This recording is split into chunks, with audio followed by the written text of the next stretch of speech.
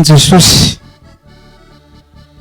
ry zanaky ny fifoazana malala na ny eto tandrazana zany na ireo zay melipatra na maneran-tany iarabanareo amin'ny anaran'i Jesosy Kristy tompontsika. Fahasoavana lehibe avy amin'ny Jesosy Kristy tompontsika nefa atsika mankalaza ity isa-taona ny toby lehibe soatanana ity amin'izao taona 2024 izao na dia amin'ny fomba manokana sy miavaka aza no anatanterana izany.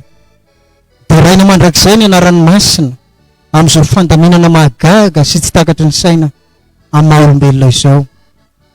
Ny tompony ampahery ny finoana sy ny fanantenana ary ny fitiavana ao anatintsika mba ahafahantsika mijoro vavolombelona hatrany hatrany hatraiza na ny mitakotakona tsy misy mahita na iny karihary izay hitany be sy ny maro. Anisan'ny mampiavaka ny toetoetry ny didy vaovao mantsy araka ny fampianarana ny fampiarana toby lehibe soatanana azy io miasa ao amin'ny mangingina. Tsy hita ny tanana ankavia izay atao ny tanana ankavanana, tsy misehoseho nefa miasa. Tsy hitan'ny olona fa hitan'Andriamanitra. Finoana zany, finoana miasa, finoana velona mahavonjy. Ny didy vaovao izay fanevantsika zanaky ny fifoazana raha teo nampitay ny fampianaran'i Jesosy Kristy tompontsika nampitondrainy angarany soalambo ary fantatsika tsara fa maro ireo adidy sy andraikitra izay sahan'ny fifoazana, indrindra fa ireo avantsika ao atoby izay misahana manokana ny fampandrosoana ny ambainday ny fanjakan'Andriamanitra. Mianga avy eo atoerana mielipatrana manerana ny nosy eny manerana izao tontolo izao azy. Dia ireo asa izay napetraky ny tompo Jesosy amintsika ary tsaroana eto aza ilay hirantsika fifoazana izay haitsika loatra, mamitsika loatra, manao hoe ry zanaky ny filazantsara, isika ny eka manana anjara, vavolombelona anambara ny asan'i Jesosy tomposoa. Mbola any koa ilay andinikirana metram-panontaniana hoe mo vita ihany ve ty adidy lehibe izay napetraky ny tompo Jesosy. Dia isika no mamaly ao am-potsika ao. Tsy izaho razanam-pahatelo mamity Jaonely no manaitana antsika amin'ity isan-taona miavaka ity, fa tena ny teny faneva mihitsy izay nomeny Jesosy antsika nalaina tao amin'ny Galatiana 5:5-20 manao hoe amin'ny anaran'i Jesosy, raha velon'ny fanahy isika dia aoka handeha araka ny fanahy. Efa teny mahazatra antsika zanaky ny fifoazana ihany koa ilay teny malaza nataon'ny ngarany soalambo hoe tsy azo ekena ho ay ny fampianarana raha tsy efa tonga fiainana, mandeha araka ny toromarika sy ny tondrozotra avy amin'ny fanahy masina. Koa dia lahoery ary ry zanaky ny fifoazana rehetra, antsoiny Jesosy koa isika ho vavolombelona, toano ny asan'Andriamanitra, ataovy ampitiavana ny asan'Andriamanitra. Ka akoatr'ireo izay efa nataonao, izay ataonao ary mbola ataonao eo amin'ny fiarahamonina misy anao sy ny fiangonana misy anao, dia tsarovy koa ary irio ny anoana ny asan'Andriamanitra izay atao amin'ny fifoazana, indrindra ny atao amin'ny toby lehibe soatanana. Fantatsika tsara fa ao ny asa fanorenana ny katedraly lehibe izay arahantsika mifarimbona, fa akoatr'izany dia mbola misy ireo asa maro samihafa izay niangan'i Jesosy antsika koa hifarimbonatsika. Ary maro ireo olona izay karakarain'ny fifoazana ilan'i Jesosy antsika, maro ireo asa izay milanao mila amin'izany ary zava-dehibe izany. Koa dia manaitana antsika rehetra anohy ny fitondranam-bavaka izay efa nataontsika raha teo, fa antsoiny Jesosy ianao, antsony aho, antsony isika rehetra ho solo-tenany hita maso, anao izay zakatsika rehetra ho fampandrosoana ny asany ho irakirany.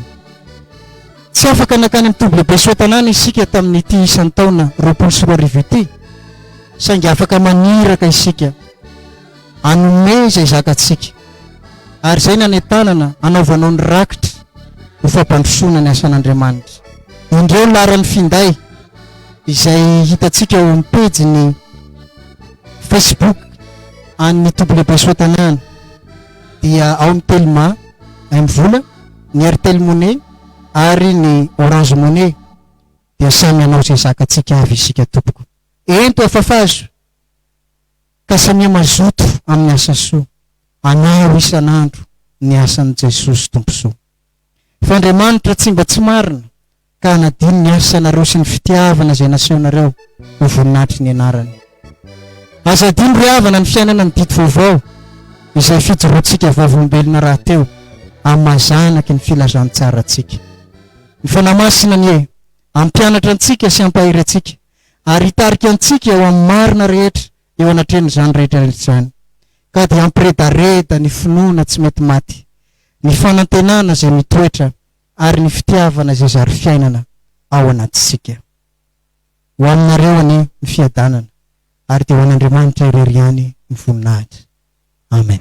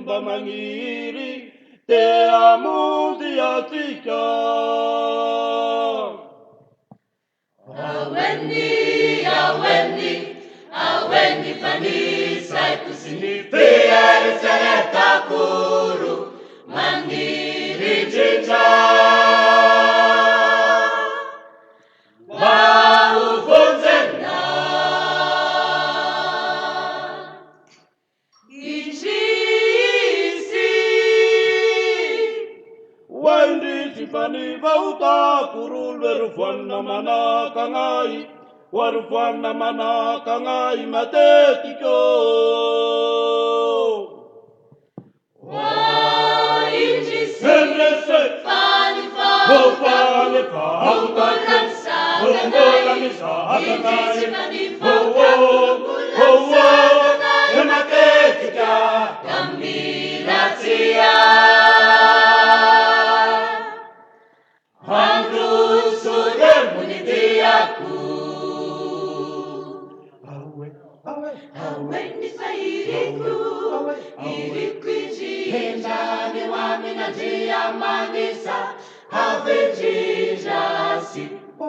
Uamini Jesusi panefa mfauya sika zawemba anjavania sansatani zai manjava simani basi. Uamini Jesusi panefa mfauya sika zawemba anjavania sansatani zai manjava simani basi.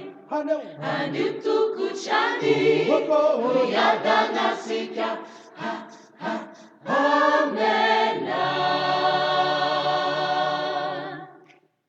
Awe ni pariritu irikwiji enjani waminajia manisa avinjijasi. Uamini Jesusi panefa mfauya sika zawemba anjavania sansatani zai manjava simani basi. Uamini Jesusi panefa mfauya sika zawemba anjavania sansatani zai manjava simani basi. Anitukuchani uyadanasika Amen.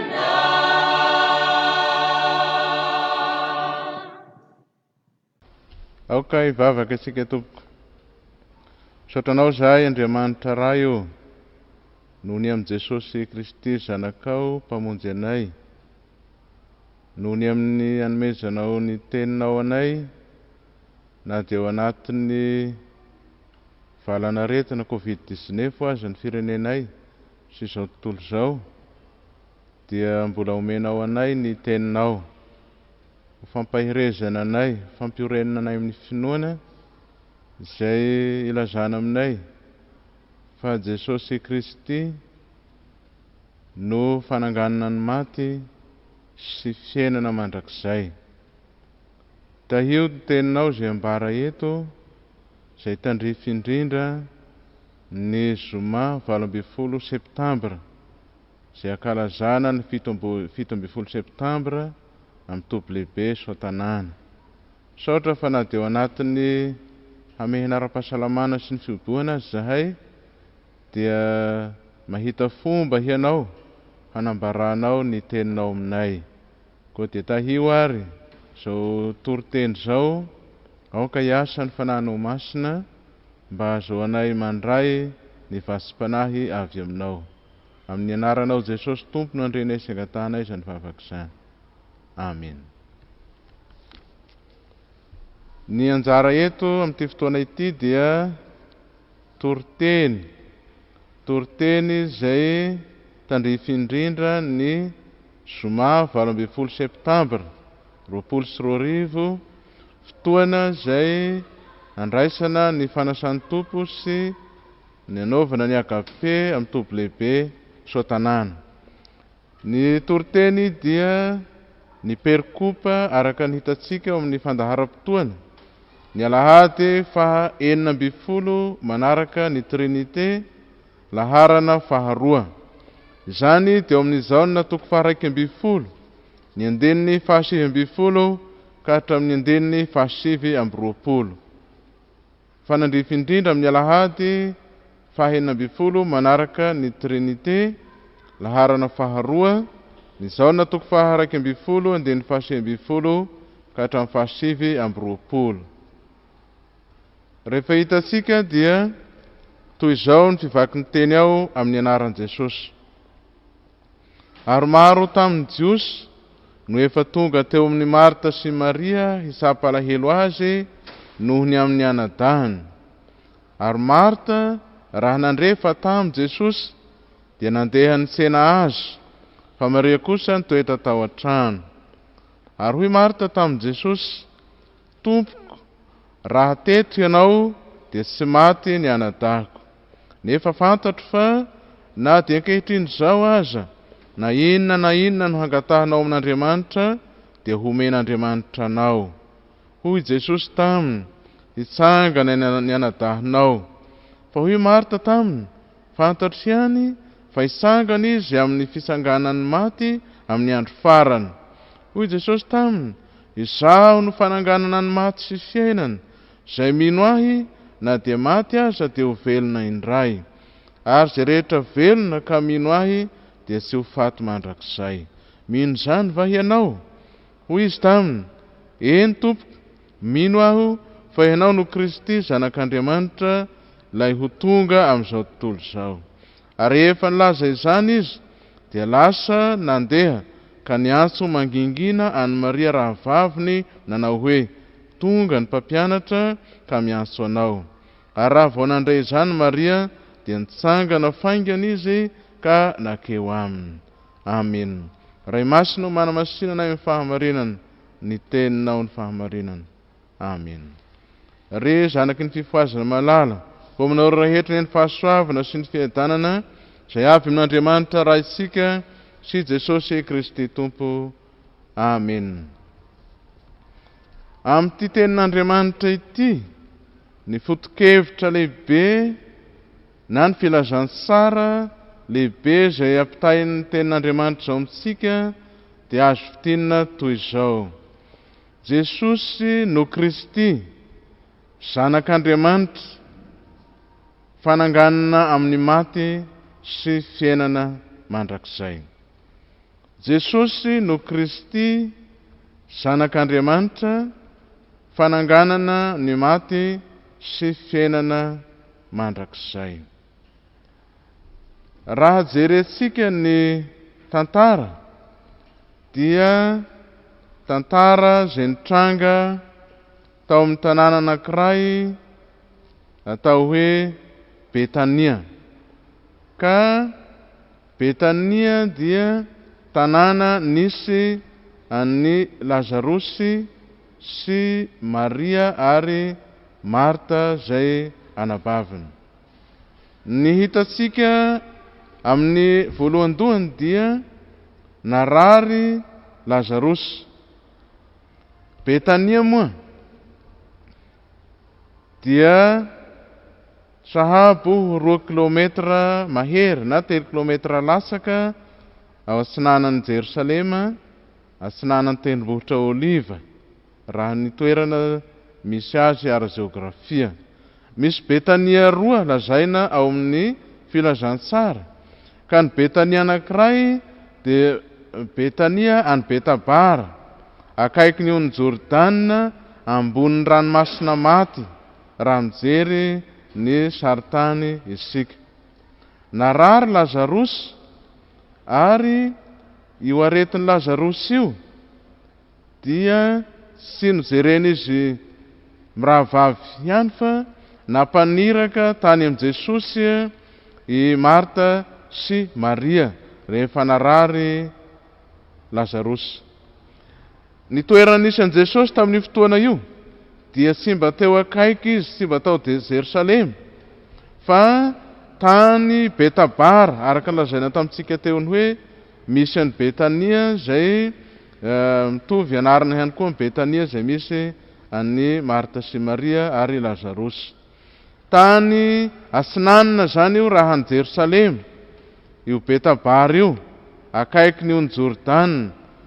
Lavitra io raha miala tao Betania, ka na zany aza dia nampaniraka tany amin'i Jesosy izy mirahavavy. Lazany mpandinika fa sahabo ho 2 andro ny andehanan'ny olona miala tao Betania ho any Betabara izay misy an'i Jesosy. Tonga tany amin'i Jesosy tokoa niraka, ary tsy tonga dia niala Jesosy fa ny olona izay nirahana kosa niverina.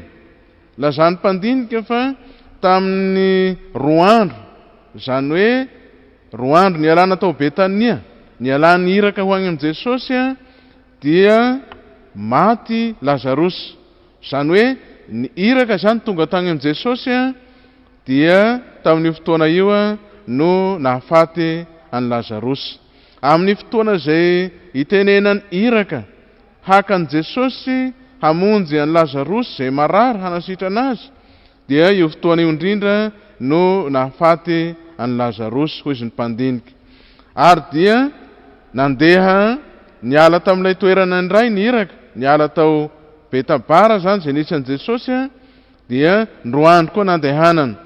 Ka taoriana keliny koa no nialan Jesosy nakao amin'ny Marta sy Maria, zany hoe any Betania izay atsinanan Jerusalema zany.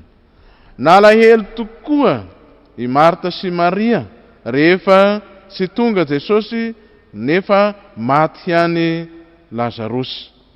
Nanjombona ny andron'ny Marta sy Maria satria tsy nahazo an Jesosy izay nanantena fa rehefa tonga Jesosy izay fantantsara ny toerana misy an Jesosy dia nino ireo fa raha nahatratra any Lazarus tsy salama Jesosy dia onsitranin Jesosy tokoa Lazarus. Fa saingy tsy izay no nitranga fa maty tokoa Lazarus nefa tsy tonga Jesosy. Nalahelo ireo, toritory ny fony, nitaraina ary azo lazaina hoe nirosaka ny ranomasina. Jesosy raha teo tsy tonga dia folak'andro ny ankinana torovato nandihana satria Lazarus izay anadahany nantenaina fa hamelo maso ny ankonany sy ny ray aman-dreniny tany maty. Jesosy izay nantenaina fa ampahery azy na dia mety tsy neritreretiny hatratra ny aretiny koa aza ka nasitrana azy dia mbola tsy tonga, ka dia tena tao anatin'ny alahelo tokoa Marta sy Maria. Nasanina nefa dia tonga tokoa Jesosy. Nino lazany Jesosy tamin'ny mpianana rehefa hiala tany Betabara izy dia lazainy hoe andeha isika hamoha an Lazarus fa matory Lazarus. Dia izy ny mpianatra izay efa mahalala raha teo araka ny fomba fanao tamin'izany hoe raha matory izy dia tsy dia ho sarotra ihany zany, fa ny mpianatra dia nahalala fa efa maty Lazarus. Dia notenenin Jesosy tamin'izay hoe tsy maty Lazarus fa matory ka hanehoana ny asan'Andriamanitra eo aminy. Tonga Jesosy dia Marta no nitsena azy. Raha ny tantara eto, Marta no nitsena an Jesosy. Marta moa dia lazany mpandinika fa mahery fo, mafana fo tahaka ny Petera, ary izay nahatonga azy ny hoe rehefa tonga Jesosy dia noho ny hafanampony dia tena nikarakara an Jesosy tokoa izy, karakara sakafo. Ary eto zany dia izay nahatonga ny hoe Marta ny tafatsangana mialoha, fa mino fa mintsika fa niarana heno ny amin'ny fahatongavan Jesosy izy sy Maria, fa satria Marta mahery fo, Maria mety somary tsy afaka tonga dia nitsangana, ka dia tafatsangana Marta vao naheno fa tamin'i Jesosy dia nitsena an Jesosy. Raha vao tafahona tamin'i Jesosy Marta, ankoatran'izay mety ho fiarabana sy ny sisa, dia niteny hoe raha teto ianao dia tsy maty ny anadahako. Raha teto ianao dia tsy maty ny anadahako, tsy maty Lazarus. Inona moa no ambaran'izany tenin'ny Marta zany? Inona no hevitra zany? Inona ny zavatra ampitainy zany? Anankiray voalohany dia izao mampita finoana zany, mampita finoana, fa finoana tsy feno, finoana tsy ampy, finoana tsy tanteraka, satria izay nandraisany an Jesosy zany dia ho mpanasitrana ihany, fa tsy nino an Jesosy ho anangana amin'ny maty izy. Jesosy mpanasitrana ihany no tao an-tsaina, ka raisiny ho raha teo Jesosy dia tsy maty ny anadahana. Ny faharoa dia izao, karazana fanomezan-tsiny ihany koa izany, satria raha teo Jesosy, izany hoe raha nidodidody Jesosy tonga dia nandeha, dia mety ho nahatratra ny hainy anadahana ka hanasitrana azy. Finoana tsy feno isika teo satria tsy ninoany aza fa Jesosy ange dia afaka manasitrana amin'ny alalan'ny elanelan'ny toerana, tahaka nanasitranan Jesosy ilay zanaky ny tandapa anankiray, ka notenen'i Jesosy hoe mandehana mody fa velona ny zanakao, ka elanela toerana sahabo 50 kilometatra no nanasitranan Jesosy ilay zanaky ny tandapa. Tsy mbola ao amin'ny mata zany finoana zany, ka dia nanome siny an Jesosy izy. Tsy azo ny ansaina fa Jesosy dia afaka manasitrana an Lazarosy na dia tany amin'ny toerana lavitra, tany Betabara azy. Manoloana an'izany rehetra zany dia ny teny Jesosy ny hoe hitsanga ny anadahanao. Dia hoy izy Marta, hitsangana ihany izy amin'ny andro farany. Fantatro fa hitsangana ihany izy amin'ny fiafarany zao rehetra zao. Io moa dia finoana efa nananan'ny Jiosy. Indrindra ny fariseo dia nino ny fisian'ny fitsanganan tena maty. Voalaza an'izao na toko 4:7. Io fototry ny finoan'ny Marta io. 7:7, ny 5:50 amin'izao na toko 4, ny 4:50 ary ny 4:50 amin'izao na toko 4. Manoloana an'izany dia misy finoana ihany tao amin'ny Marta, fa misy ny fitsanganan tena maty, fa tsy amin'ny fotoana io, fa amin'ny fiafarany zao rehetra zao araka ny finoana Jiosy. Ny Sadiseo kosa dia tsy mba nino ny fisian'ny fitsanganan tena maty, fa ny fariseo zay mitovy amin'ny finoan'ny Marta eto dia mino ny fisiany zany fitsanganan tena amin'ny maty izany. Manoloana an'izany no itenenan'i Jesosy fa izaho ny fananganana ny maty sy fiainana. Izay mino ahy na dia maty azy dia ho velona indray, ary izay rehetra velona ka mino ahy dia tsy ho faty mandrakizay. Io indrindra no atsangana ho zava-dehibe amin'izao tenin'Andriamanitra anjarantsika eto izao. Ary zany tenin'i Jesosy izany no mahatonga ny fanontanian'i Jesosy ny hoe mino zany va ianao? Ary mahatonga ny Marta hiteneny hoe mino aho fa ianao no Kristy, zanak'Andriamanitra, ilay tonga amin'izao tontolo izao. Tantara zany. Ary inona no teolojia avohitra an'izany? Inona ny zava-dehibe tokony ho raisika mivohitra avy amin'izany tantara voalaza eto izany?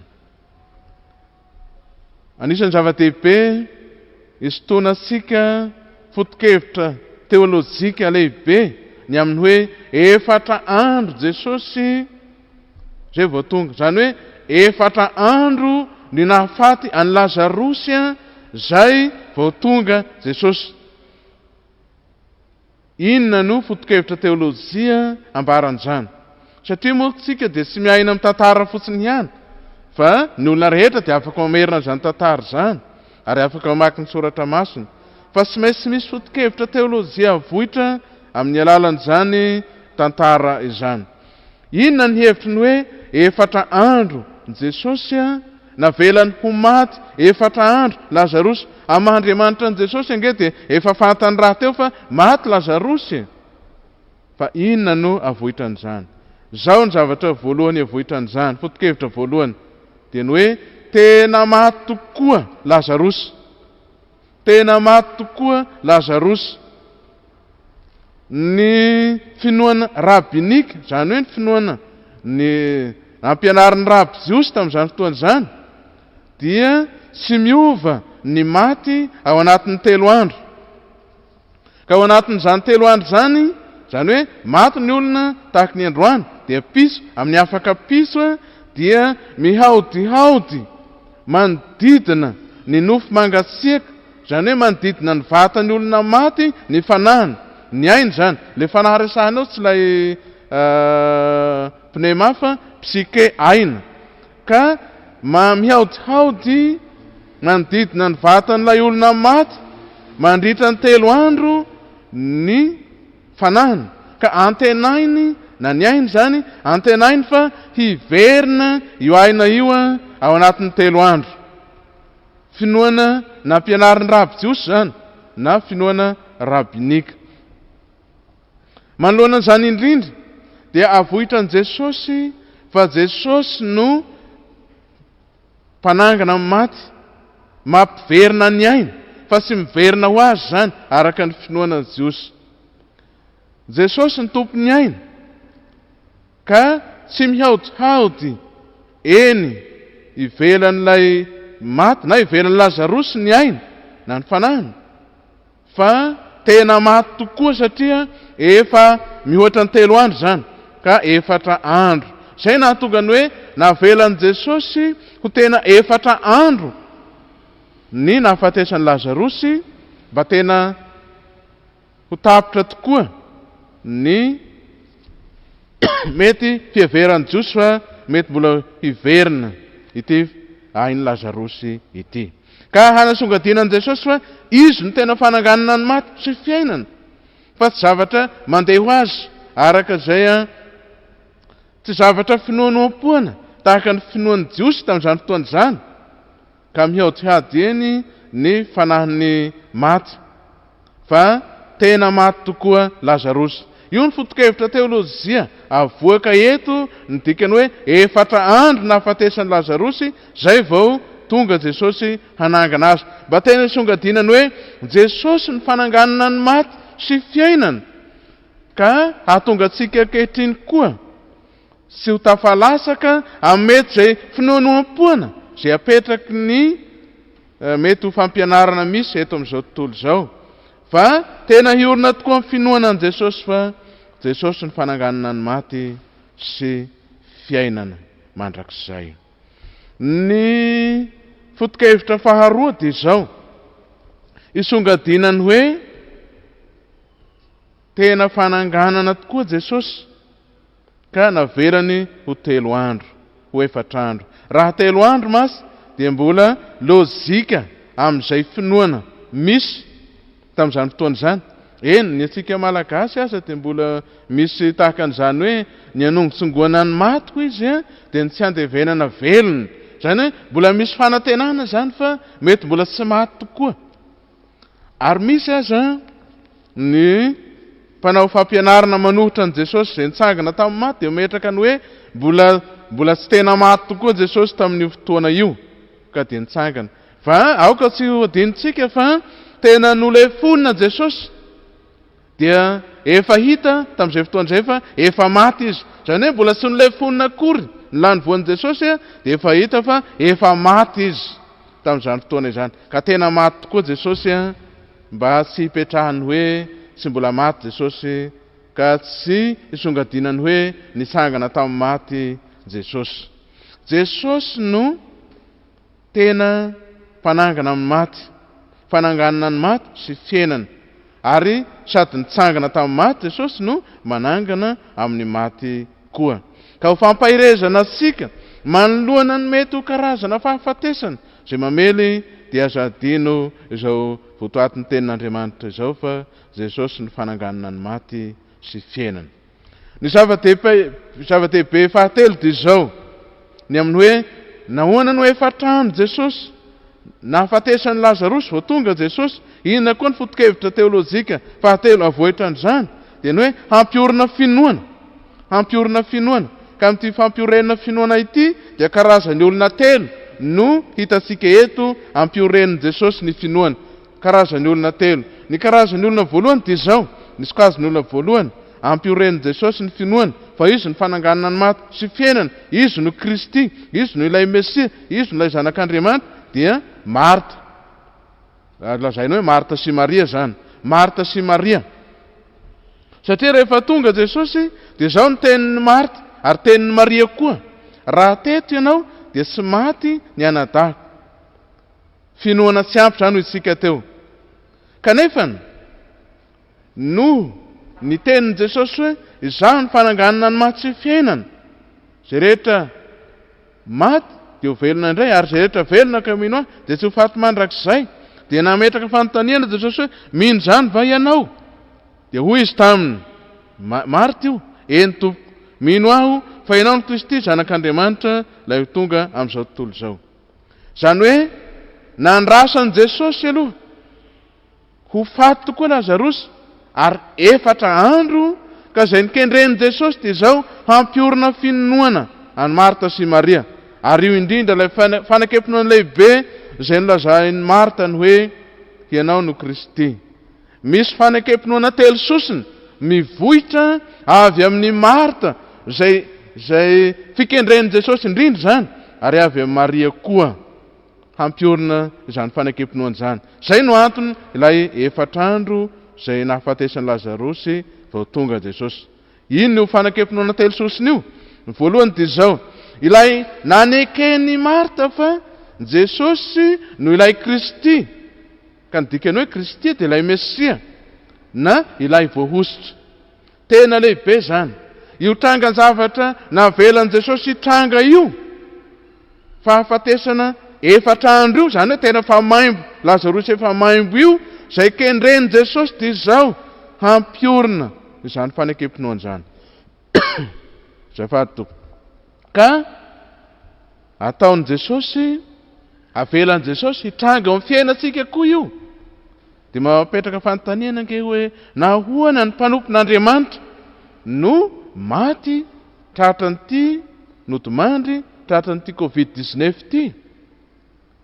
Zao ry havana, zay kendren'i Jesosy amintsika manodidina, na ny fiangonana na ny fiarahamonina, dia izao mba hampiorenana zany fanakepinoana zany, hampiorenana zany fanakepinoana zany.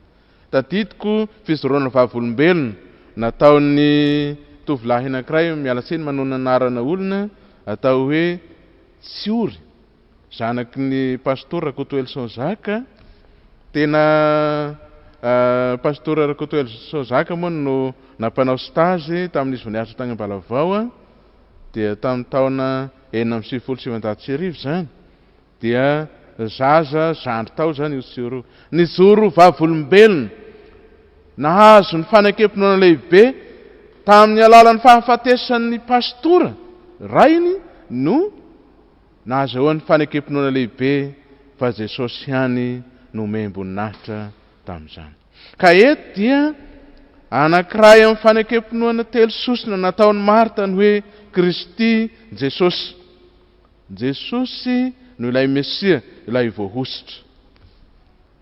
Ny tokony ho vokatry ny famelan'Andriamanitra, famelan'i Jesosy, ny toe-zavatra mitranga, toe-zavatra sarotra miantso amin'ny fiainantsika, na dia toa misy fotoana lavalava zany, dia ny hanekesika fa Jesosy no ilay Kristy, ilay Mesia, ilay voahositra. Ny faharoa amin'ilay fanekepinoan'i Marta dia izao, zanak'Andriamanitra. Zanak'Andriamanitra. Tena fanekepinoana lehibe ilay fanekena hoe Jesosy no zanak'Andriamanitra. Ary nanahirana tamin'izany fotoana izany ny hanekenan'i Jesosy ho zanak'Andriamanitra, ho ten'Andriamanitra tokoa. Ary mbola manahirana mandrak'ankehitriny, maro ny olona tsy manaiky, fa tena zanak'Andriamanitra tokoa Jesosy. Ka amin'ny alalan'izao hafatra pitaina eto zao amin'ny tenin'Andriamanitra ity, dia tahaka ny Marta koa isika, avelan'Andriamanitra hitranga, tahaka ny namelany an'i Marta sy Maria hilaozan'i Lazarosy, ny amelan'Andriamanitra ny fahasarotana hitranga amin'ny fiainantsika koa. Eny, zao karazana aretina mahazo atsika zao, avelan'Andriamanitra hitranga koa, ka zay kendren'i Jesosy dia zao hanekena fa tena zanak'Andriamanitra tokoa Jesosy. Fa zay ataon'ny Satana dia ny hialantsika amin'izany fanakepinoana zany, ary dia manararaotra an'io karazana aretina io izy, mba hialantsika amin'ny fanakepinoana lehibe fa tena Andriamanitra tokoa Jesosy, zanak'Andriamanitra tokoa Jesosy. Ny fahatelo amin'ilay fanakepinoana telo sosina nataon'i Marta dia izao, ilay ho tonga amin'izao tontolo izao. Tsy hoe Andriamanitra tany amin'ny toerana avo, tompony tompo, mpanjaka ny mpanjaka, tamin'ny lapamasina ihany fa ny fanekena fa izy no lay tonga eto amin'izao tontolo izao nateraky Maria Virzina dia tena fanekepinoana lehibe tokoa izany.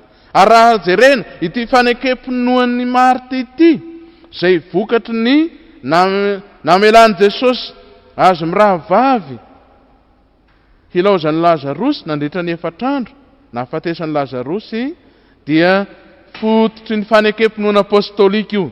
Satria ny fanekepinoana apôstôlika ilay ataontsika isaky ny alahady io atsika fiangonana Loterana dia ny fanekena fa Andriamanitra tokoa Jesosy ilay Kristy ary izy ilay tonga eto amin'izao tontolo izao nateraky Maria Virzina olombelona tokoa. Hoy isika teo ny hoe foto-kevitra teolôjika ampitaina amin'ny namelany Jesosy ny Lazarosy ho maty 4 andro vao tonga izy dia ilay hoe hampiorina finoana.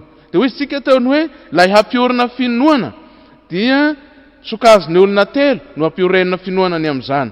Ny hitantsika teo dia ny sokajiny Marta sy Maria. Fa ny faharoa kosa dia izao sokajin'ireo vehivavy izay nampahery any Marta sy Maria tonga tao amin'ny Marta sy Maria rehefa nilevina Lazarosy. Io ilay sokajy faharoa, ireo vehivavy nampahery any Marta sy Maria. Ny fomba tany Palestina tamin'ny andron'i Jesosy dia rehefa misy olona maty dia mandritra ny 7 ka hatramin'ny 30 andro aorianan'ny fandevenana dia isa-maraina dia tonga mampahery ny vehivavy namana. Ka eto moa Marta sy Maria vehivavy, Lazarosy anadany no maty dia rehefa vita ny fandevenana dia mandritra ny 7 andro. Mandritra ny 7 andro, izany hoe arakaraky le sokazy io mandritra ny 7 andro ka hatramin'ny 30 andro ny izay fianakaviana izay namana dia tonga ao hampahery itsapalahelo dia mampahery mivavaka ho an'ny Marta sy Maria izay zom-pahoriana. Zay no antondiany reto vehivavy reto hampahery an'ny Marta sy Maria. Ka isaky ny maraina zany satria moa tsy dia lavitra tao Jerosalema eo amin'ny 2 kilometra mahery na 3 kilometra lasaka eo dia tonga eny isaky maraina zany zay fianakaviana na zay namana akaiky dia mampahery azy. Ka zay ny heviany reto vehivavy reto tao amin'ny Marta sy Maria hampahery azy. Fa saingy tonga Jesosy ilay tena pampahery, ilay manana ny fahefana amin'ny fiainana sy ny fahafatesana, ilay miteny hoe izaho ny fananganana ny maty sy fiainana, ka zay rehetra maty dia ho velona indray. Alahelo nisy tao ary tsy mahafaka tanteraka ny alahelo ny famangiana izay ataon'ny reto namany Marta sy Maria, reto vehivavy ireto. Fa izao kosa noho ny fahatongavan'i Jesosy dia niova ho fifaliana ilay alahelo izay antony nahatongavany reto vehivavy ireto. Ka ny olona nampahery koa azy dia nanana anjara amin'ny fifaliana amin'ny tenenan'i Jesosy ny hoe izaho ny fananganana ny maty sy fiainana, zay rehetra maty dia ho velona indray ary zay rehetra velona ka mino ahy dia tsy ho faty mandrakizay. Ny fomba nitenenan'i Jesosy anio dia nalahatra ny tsara ny hoe ny fitsanganana amin'ny maty aloha ny tenenina, zay vao ny fiainana mandrakizay. Ka izany dia tsy hafa fa vokatry ny fitsanganana ny maty dia misokatra na sokafan'i Jesosy ny vavahadin'ny fiainana izay fiainana tsy mba mandalo, fiainana tsy mba amin'ity tany ity be fahoriana, fa ilay fiainana izay maharitra mandrakizay. Ny fitsanganan'i Jesosy tamin'ny maty sy ny finoanan'i Jesosy ilay fananganana amin'ny maty dia manokatra ny vavahadin'ny fiainana, dia ny fiainana mandrakizay ho an'izay mino an' Jesosy. Ny sokazy fahatelo izay ampiorenana finoana dia ireo jiosy. Hampiorenana ny finoan'ireo jiosy tsy mino an' Jesosy. Hampiorenana ny finoan'ireo jiosy sasany zay tsy mino an Jesosy. Andeha moa jerentsika ny 7:30 amin'ny tenin'Andriamanitra ity. 7:30 dia milaza ny hoe minaran Jesosy fa hoy ny sasany tamin'ny Jiosy zany, moa tsy hain'ilay ity zay nampahiratra ny mason'ilay jamba fa ny manao zay tsy ho nahafaty andra lehilahy ity. Dia anisany kendreny Jesosy koa namelany ny Lazarosy ho maimbo maty 4 andro ny hampiorenana finoana anreto Jiosy zay tsy nino an Jesosy reto. Tsy nohon'ny Lazarosy, zany hoe tsy tombony ho an'ny Lazarosy, tsy noho ny fitiavan'i Jesosy an'ny Lazarosy nanangana Lazarosy tamin'ny maty, fa raha zany dia mety ho fitiavana hafahafa ihany zany, satria Lazarosy zay miala tamin'ny tany be fahoriana ity efa napetraka hiala tamin'ny tany zay misy fahoriana ity ary entin'Andriamanitra ho ampelantanana. No mbola kitihina haverina indray raha atao hiverina amin'ny tany be fahoriana ity, angambany tsy zany, tsy fitiavana azy zany. Raha ataontsika hoe dada rainy Soalamo zay fanentin'Andriamanitra ho any amin'ny fiainana mandrakizay, haverina hatsangana amin'ny maty indray, dia tsy fitiavana azy zany. Hiverina amin'ity tany ity indray, tany be fahoriana, tany zay hitantsika tsara nanjoan'ny dada rainy Soalamo zay traty ny aretina, ary mbola hiverina amin'izao aretina Covid-19 zao indray, dia tsy mitombony zany. Tsy noho Lazarosy zany no antony. Ataontsika hoe mama vola havana Germaine zay fanentin Jesosy any aminy mbola haverina indray, dia ifangaro amin'ny arety mandringana Covid-19, dia tsy fitiavana azy zany. Ka tsy noho Lazarosy, tsy noho ny fitiavana ny Lazarosy nananganan Jesosy azy tamin'ny maty, fa andeha jerentsika ny tena fikendren Jesosy amin'ity fahefatra ity raha nytanisaina tamintsika teo. 7:20 no ahitantsika an'izany. Ny vavaka nataon'i Jesosy teo amin'ny fasan'ny Lazarosy. Vavaka nataon'i Jesosy teo amin'ny fasan'ny Lazarosy. Ny 9:20 dia nesorina ny vato, ary Jesosy dia nanandratra ny masony, ny vavaka zany, ka nanao hoe raha io misaotra anao aho fa efa nihaino ahy ianao. Raha izao dia fantatro fa mihaino ahy mandrakariva ianao, fa noho ny vahoaka mitsangana manodidina no lazako izany, mba hinoany fa ianao no naniraka ahy. Mba hinoany reto Jiosy zay tsy mino an Jesosy reto no namelan'i Jesosy an'i Lazarosy ho maimbo, ho maty 4 andro, zay vao tonga izy hanangana azy amin'ny maty, mba hinoany reto fa Andriamanitra ray no naniraka an Jesosy. Io foto-kevitra teolojika avoaka koa le amin'ny hoe hampiorenana finoana. Ny vavaka Jesosy teo amin'ny fasan'ny Lazarosy dia ahitantsika taratra fa nandalo testa Jesosy, nandalo fizahan-toetra Jesosy tamin'ireo Jiosy zay tsy nino an Jesosy, ka mba hinoan'ireo no antony koa zay namelan'i Jesosy an Lazarosy ho faty 4 andro ka efa maimbo mihitsy ka atsangan Jesosy tamin'ny maty. Ry hava malala ao amin'ny Tompo, natao antsika koa moa ny tenin'Andriamanitra atahorana ny fahafatesana. Iza ny olona tsy atahatra ny fahafatesana, mampihorohoro, dia indraindray aza mamono ny finoana koa.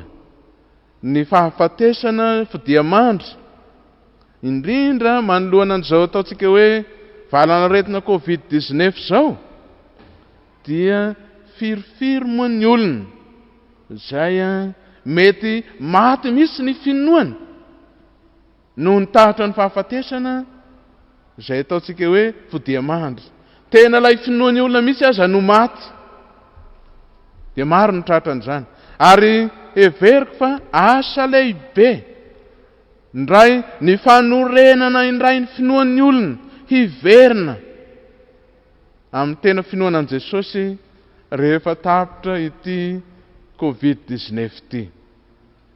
Mahakivy, mahaketraka zany, ka manoloana an'izany, manoloana, tsy hoe manao tsintsinina an'izany ny mpitory-tena, fa manoloana an'izany indrindra no anasongadinana aminao ny foto-kevitra nolazaina tamintsika teo ny hoe Jesosy no Kristy, zanak'Andriamanitra. Ilay hoe Kristy, zanak'Andriamanitra, dia fanekempinoana nataon'ny marty io, vokatry ny filazan'i Jesosy fa izao ny fananganana ny maty sy fiainana, ka izay rehetra maty ho velona indray, ary izay rehetra velona ka mino ahy dia tsy ho faty.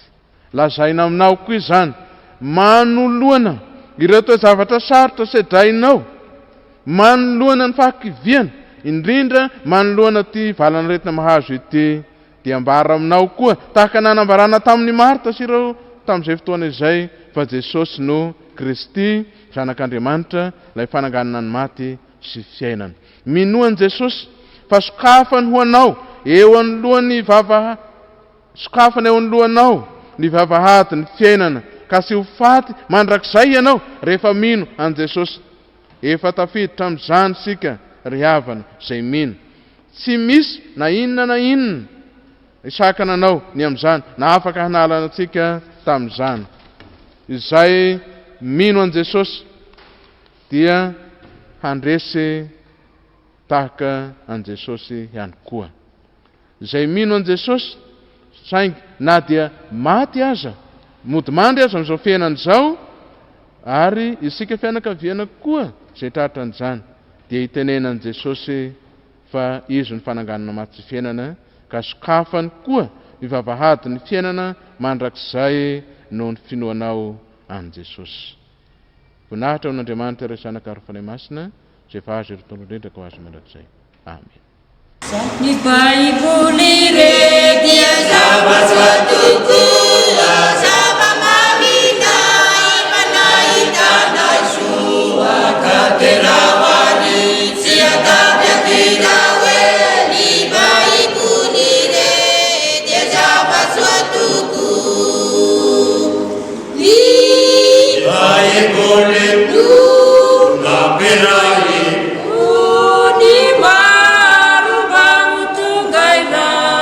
Baiboly dia zava-tsato zava-mamina ipanahitana soa katerawani sy atabiakina hoe ny Baiboly re dia zava-tsato sirrimu kely angely tsony soa be zay manerana ity nosy makadiny be katerawani sy atabiakina hoe ny Baiboly re dia zava-tsato ny Baiboly nampisava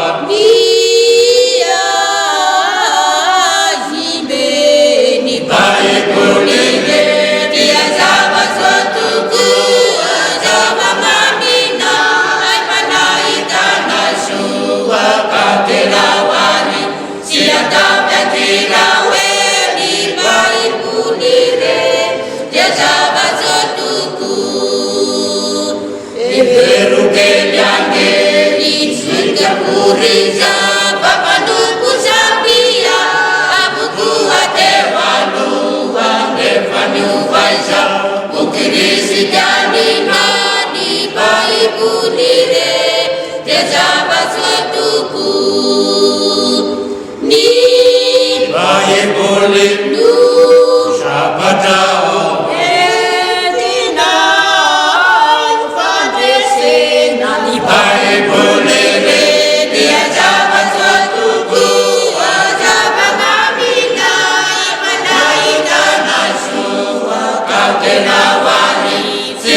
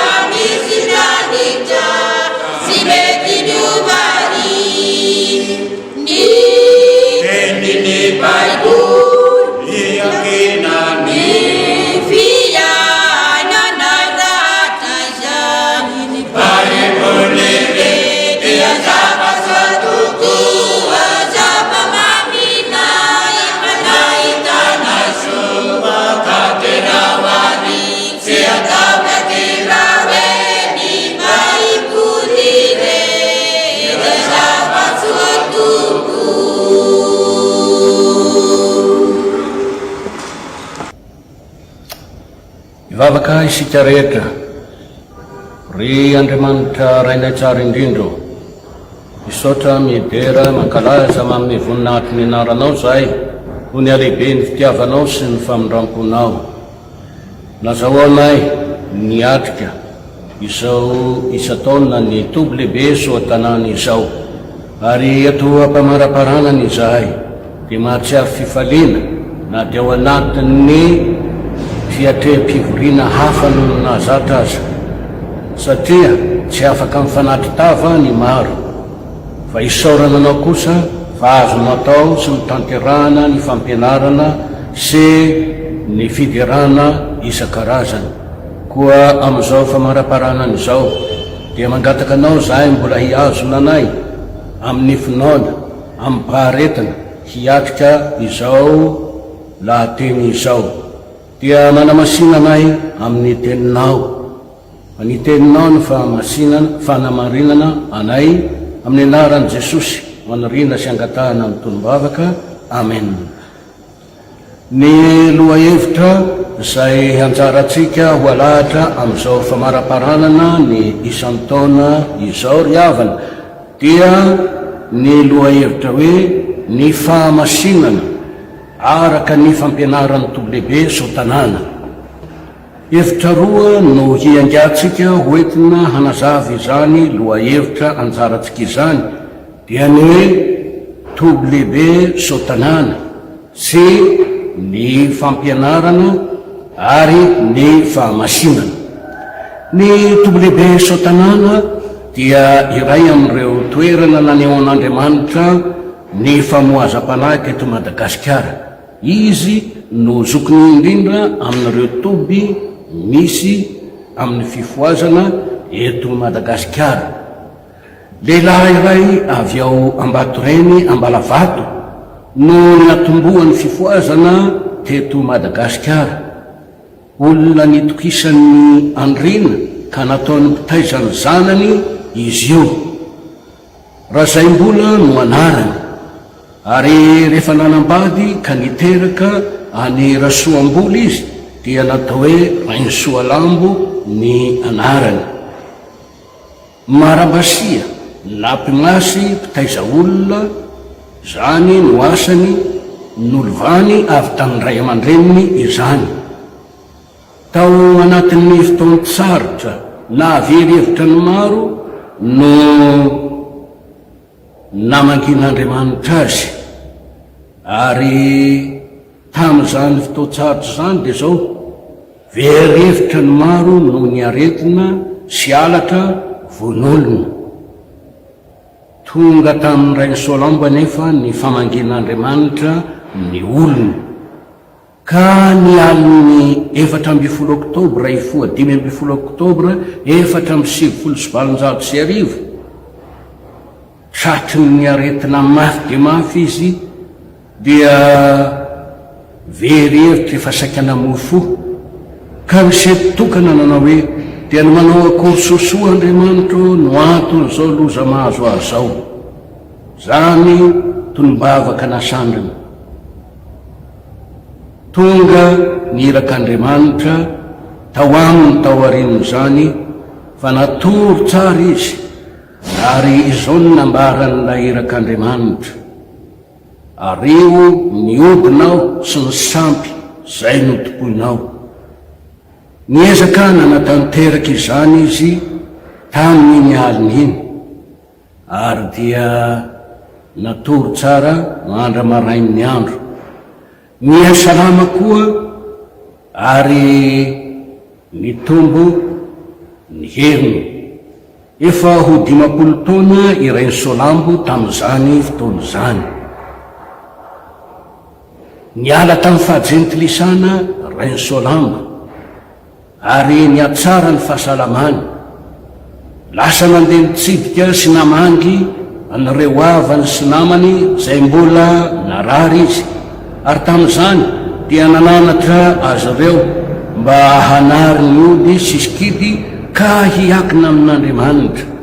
Maro no nanaiky izany anatranatra sy dinika nataon'izany.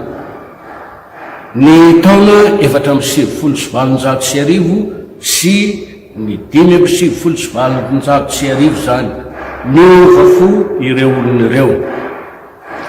Raha toy izany ny zavatra niseho tamin'Ray Solambo, dia mbola misy zavatra hafa iray ihany koa, dia tsy hafa fa nilatsahany fanahy masina tamin'ny olona 13 mianadahy. Ireo olona 13 mianadahy ireo dia nivory tao an-tranony Ray Solambo nanao fitoam-pivavahana, ary rehefa nanao zany fitoam-pivavahana izany izy dia nilatsaka ny fanahy masina.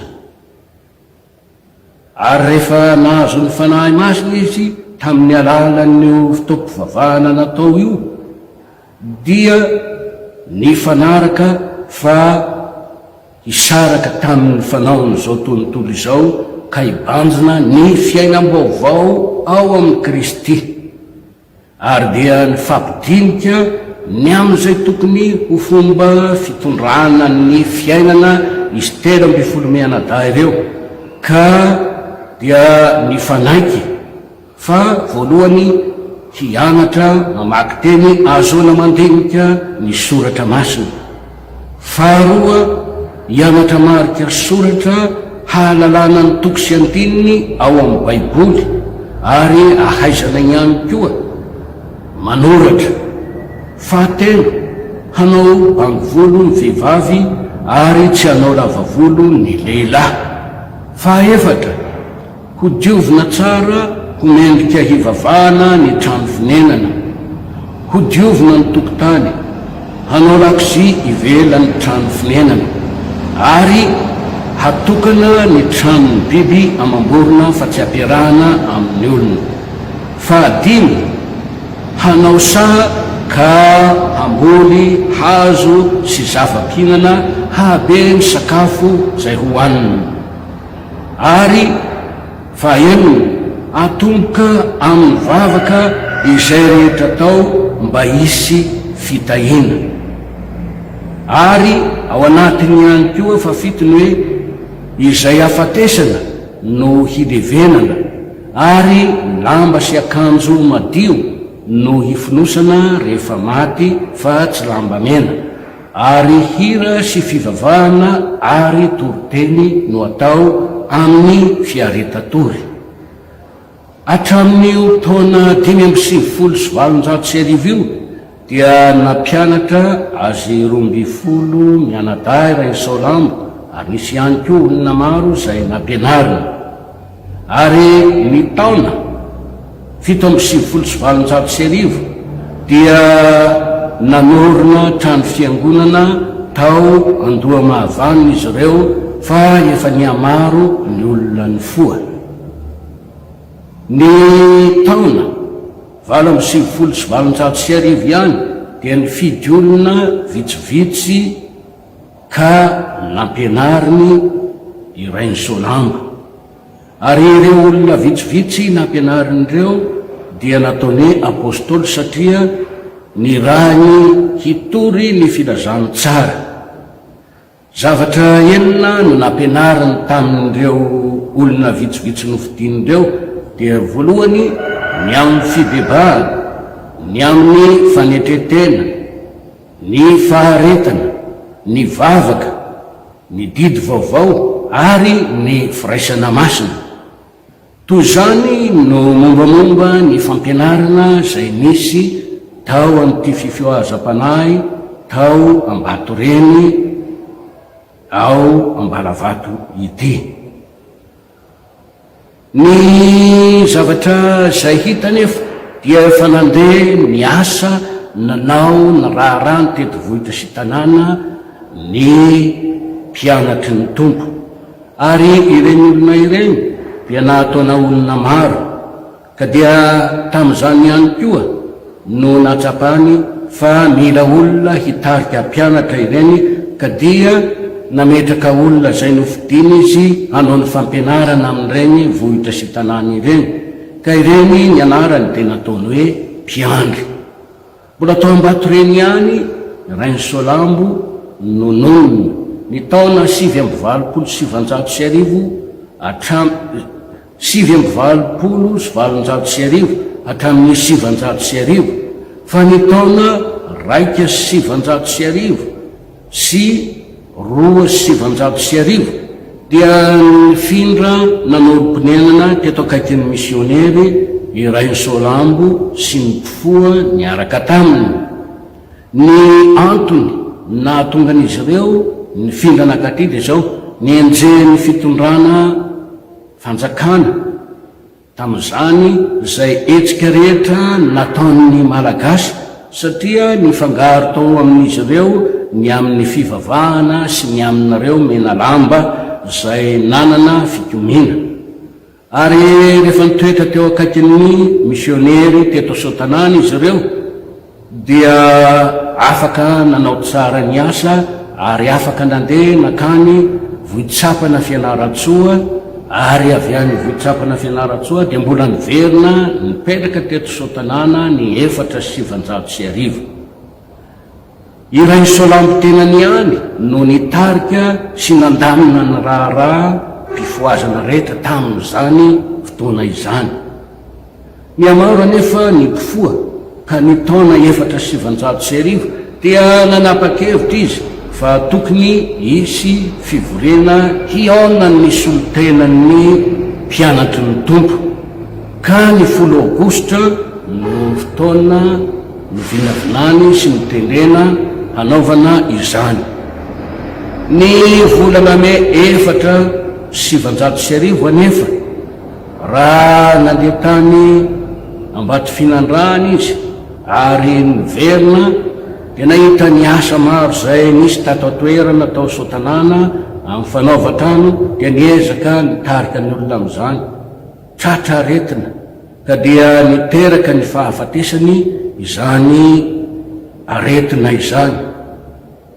Nodimandry izy ny 30 Jona 4,700 tamin'ny 9 ora ary nalevina ny 2 Jolay 4,700. Tsy nanatrika intsony lay fivoriana lehibe izay ny vinavinany izy, fa ny teny 5,000 kosa izay nodiniany sy ny vinavinany anefa dia io no niraisin'ny komity ny 10 Aogositra tamin'ny 4,700, ary dia nakatoavin'izy ireo zany teny 5,000 izany ka tonga fototra iakinana sy hitondrana ny fivoazana. Ary dia toy izany no nisehoan'ny fifoazana sy nitoby teto Sotanana. Na dia nodimandry aza iray Solambo dia mbola tonga maro ihany ny olona nanatanteraka ilay fivoriana ny 10 Aogositra tamin'io taona io, ka naharitra efatrandro ny fitaom-pivoriana. Tsy naharitra ela nefa ny fitohizan'izany fivoriana-pifo izany nisy antony, dia nisy fanembatsembanana na fisakanana nataon'ny fanjakana, ka ny taona 7,700 dia nanao fivoriana ny mpifoa, ary dia nosajian'ny fanjakana ny mpitarika azy tamin'izany dia tsy iza fa iray ny tia ray. Ary vokatr'izany dia ny taona 700 dia nisy fivoriana izay notanterahina, ary nanao fandaminana vaovao ny teto antoerana, ka ny fivoriana dia natsona ny mpiandry sy ny ray aman-dreny hiaraka hitan'ilay vory aty, dia ny 17 Septambra izany, ka ny taona 4,700 no niforoanan'io 17 Septambra io sy ny komity izay mitarika sy maminavina ny raharaha. Toy izany no niandohan'ny toby lehibe Sotanana sy ny fampianarana teto amin'ity toerana ity. Ary ny manarak'izany kosa dia ny amin'ny hoe fahamasinana araka ny fampianarana. Ny teny hoe fahamasinana dia avy amin'ny hoe masina, ka ny heviny dia miavaka, misaraka, tsy mifangaro. Teny fampiasa amin'ny fivavahana izy io, ka ny hoe masina dia teny entina manambara ny fisarahana amin'ny ratsy. Ny zanak'Israely dia natsoin'Andriamanitra hiala tamin'ny faharatsiana ka ho masina ho azy, araka ny voalazan'ny Levitikosy 12:4 sy ny Levitikosy 12:4. Ary aoka ho masina ho ahy ianareo satria masina ho Jehova. Ny kristianina koa dia natsoina hiala amin'ny fahalovana sy ny faharatsiana, araka ny Jaona 5:12 manao hoe tsy ianareo no nifidy aho fa izaho no nifidy anareo ka nanendry anareo mba handeha sy hamoa. Hita amin'izany fa nasaina niala amin'izao tontolo izao sy ny fiainana ao aminy ka natsoina ho ao amin'ny Kristy, manalavitra ny ratsy arak'izay voasoratra ny Timoty 2:7-5, ary koa ny Korintianina 2:7-1. Dia ao anatin'izany no ahitana hoe dia hanadio ny tenanao ho afaka amin'ny fahalotoana rehetra, na amin'ny nofo na amin'ny fanahy, ka tanteraka ny fahamasinana amin'ny fahatahorana an'Andriamanitra. Ary ny Efesianina 4:4 dia hoe mitafy ny toetra vaovao izay noforonon'Andriamanitra amin'ny fahitsiana sy ny fahamasinana. Ary hoy ny Hebreo 12:4 raha miresaka an'izany fahamasinana zany hoe miezaha mitady fihavanana amin'ny olona rehetra ary fahamasinana, fa izay tsy manam-pahamasinana dia tsy ahita ny tompo. Koa ireo 13 mianadahy zay niara-ny vory tamin'ny rain'Saolambo, ireo 12 mianadahy zay niara-ny vory tamin'ny rain'Saolambo ka nilatsahan'ny fanahy masina ny 7 Jona 570 dia nifanaiky hitandrina ka hapiatra amin'ny fiainany ny didi-pitiavan'i Jesosy arak'izay voalaza amin'ny Jaona 13:4-5:30. Ary koa hitondra ny anarana hoe mpianatry ny tompo. Natsoina hitondra fiovam-po ho an'ny olona rehetra tokoa irain'ny Saolambo, ka notezainy tamin'ny fiainam-bavaka sy hijoro tsara amin'ny firaisana sy hazoto amin'ny famakiana ny tenin'Andriamanitra mba hananany ny fahamasinana ireo olona zay nofoaziny ireo. Ny fahamasinana dia anisan'izay nampianariny ihany koa, ka andinitsoratra masina vitsivitsy no nentiny nitarika izany fampianarana zany.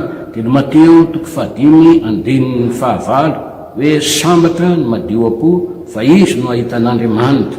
Tahaka izany koa ny ao amin'ny Galatianina 5:7-14 dia ny ao amin'ny Petera 1:13 sy 9.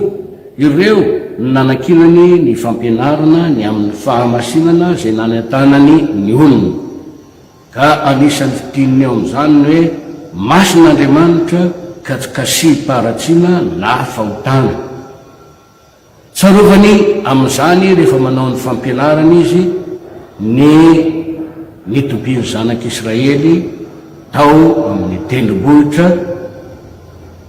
Ary ao anatin'izany koa dia ny mpianatry ny tompo izay mifanerasera amin'Andriamanitra dia mila fiovam-po. Ary ireo zay manao ny fanompoana rehetra mifanerasera amin'Andriamanitra dia manompo amin'ny fahamasinana.